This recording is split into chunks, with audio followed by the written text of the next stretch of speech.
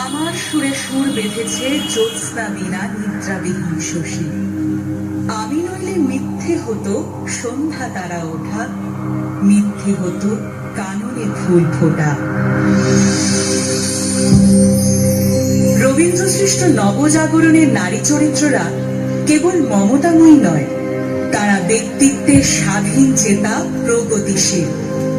আজও সমাজে যখন নারীদের অবহেলা, বৈষম্য, পরাধীনতার মুখোমুখি হতে হয়, সেখানে রবীন্দ্রনাথের সৃষ্ট নারীরাই হয়ে ওঠে প্রেরণা, হয়ে ওঠে এক নতুন আলো। বধূ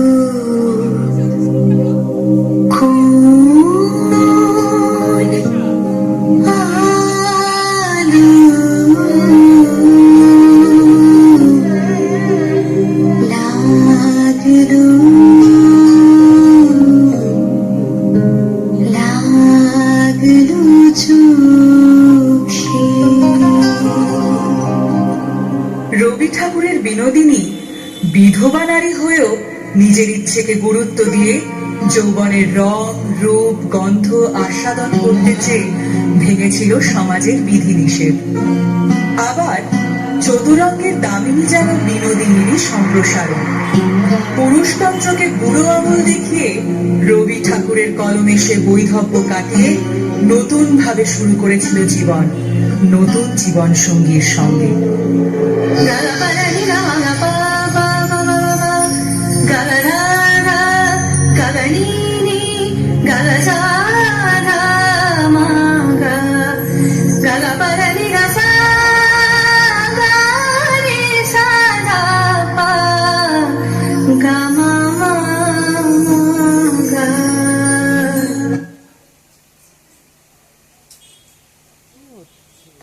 আমি নারী, আমি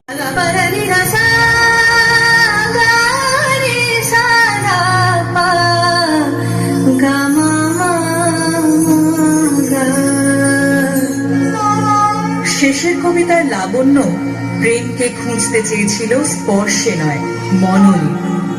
জীবনের জটিলতার কারণে ভালোবাসা সত্ত্বেও সে তার প্রেম অমিতকে মুক্তি দিয়েছিল। অন্যদিকে চারুলতার ধন, ঐশ্বর্য থাকা সত্ত্বেও পায়নি স্বামীর ভালোবাসা। তাই অমলের সান্নিধ্যে এসে সে পেতে চেয়েছিল নিঃসঙ্গতা থেকে মুক্তি এবং তার লেখিকা সত্তার মাধ্যমে হতে চেয়েছিল স্বতন্ত্র।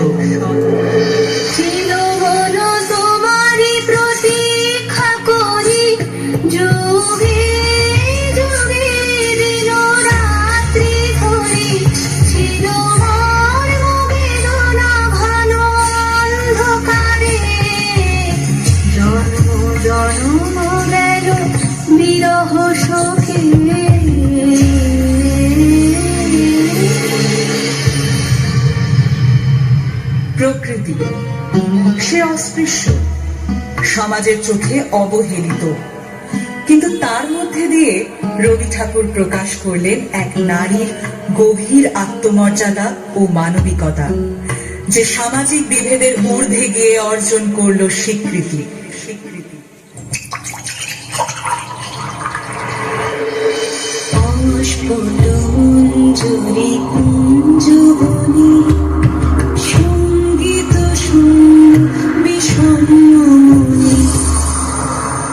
নারী কেবল রূপে আবদ্ধ নয়, বরং তার ব্যক্তিত্ব, সাহস ও শক্তির জন্য পরিচিত।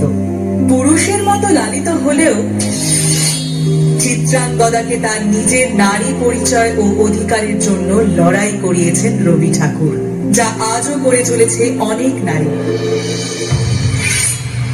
আমি চিত্রাঙ্গদা, আমি রাজেন্দ্র নন্দিনী, নহি দেবী, নহি সামান্যা নারী।